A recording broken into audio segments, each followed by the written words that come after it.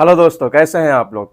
आइए, बात शुरू करने से पहले एक रिक्वेस्ट है कि चैनल को सब्सक्राइब करके बेल आइकन को प्रेस कर लें ताकि आप लोगों तक वीडियो आसानी से पहुंच सके। ये मेरी हौसला अफजाई के लिए भी ज़रूरी है। आइए बात शुरू करते हैं। बीएमसी की हार का सवाल कांग्रेस और सपा और उद्धव ठाकरे से क्यों नहीं। मुंबई बीएमसी चुनाव 2026 में कांग्रेस और उद्धव ठाकरे यूबीटी में सीट शेयरिंग या गठबंधन नहीं था। कांग्रेस ने अधिकतर सीटें स्वतंत्र रूप से लड़ी थीं। नतीजे बीजेपी प्लस शिंदे शिवसेना गठबंधन 118 सीटें, उद्धव ठाकरे के नेतृत्व वाली शिवसेना यूबीटी 65 सीटें, कांग्रेस 24 सीटें, मन से 6 सीटें, अन्य यानी कि AIMIM, NCP, SP आदि कुछ सीटें।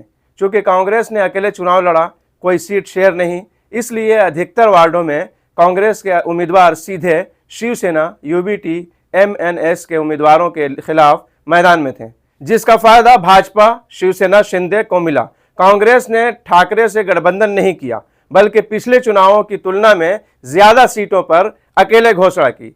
इसका मतलब यही है कि कांग्रेस ने लगभग हर उस वार्ड में उम्मीदवार उतारे जहां यूबीटी MNS स्वतंत्र उम्मीदवार थे, जिससे सीधे सीधे मुकाबला देखा गया। शुरुआत में यूबीटी और MNS की कोशिश थी कि वो कांग्रेस से तालमेल करें, पर सीट शेयरिंग नहीं हो पाई।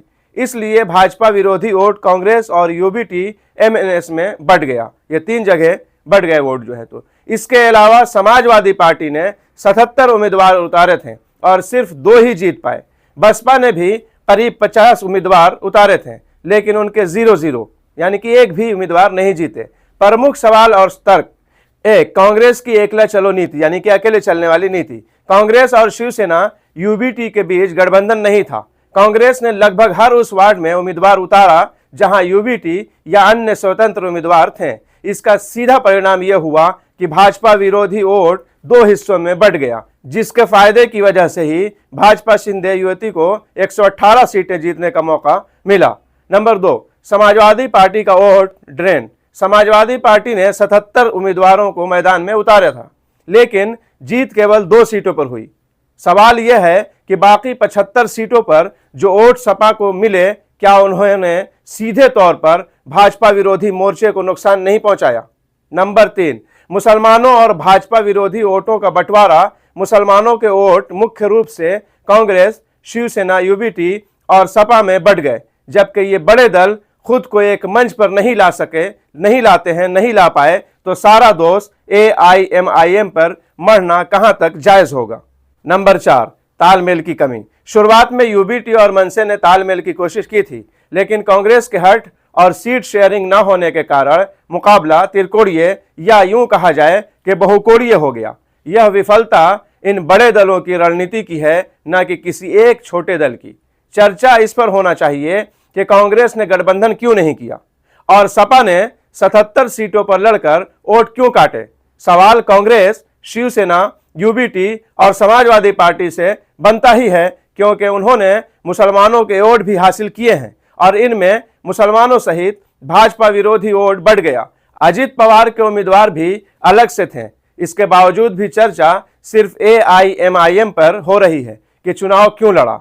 अब इस तर्क और सवाल में किसी को अंधभक्ति नजर आती है तो उसे अपनी आंखों के साथ साथ दिमाग का भी इलाज करा लेना चाहिए, इसलिए कि ये सारी बातें बिल्कुल वाज़ेह हैं, बिल्कुल यानी कि समझने वाली, देखने वाली हैं कि किसकी वजह से कितना वोट जो है तो खराब हुआ, कितने वोट जो है तो के बंटवारे हुए। इसलिए कि सिर्फ आंख बंद करके किसी एक को टारगेट करना, ये एक मतलब यानी कि मीम फोबिया कहा जाए, मजलिस फोबिक लोग हैं, वो वैसी फोबिया कहा जा सकता है इसको। ये हकीकत नहीं है। इसलिए कि आपको मैंने दिखाया कि 77 पर लड़के जो 2 ही जीत पाए, बाकी 75 पे भी तो वोट मिले ना, तो उन वोटों के बंटवारा ही तो हुआ। आप हारे, जीत तो सके नहीं।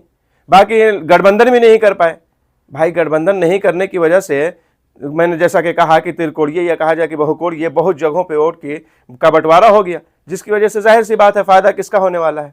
तो और किसी से कोई सवाल नहीं पूछेगा, कोई कांग्रेस से ये सवाल नहीं पूछ रहा है, कोई वहाँ ये समाजवादी पार्टी से सवाल नहीं पूछ रहा है, कोई यूबीटी से सवाल नहीं पूछ रहा है। सबको सिर्फ खलेगी तो एक ही पार्टी, मजलिस। वाह रे वाह, इसको कहते हैं दोहरा रवैया।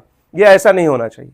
ठीक है, बहरहाल इसमें आप लोगों की क्या राय है, आप लोग कमेंट करके ज़रूर बताएं और चैनल को भी सब्सक्राइब कर दें। चलते हैं, मिलेंगे नेक्स्ट वीडियो में। अपना ख्याल रखें। अल्लाह हाफिज़, बाय।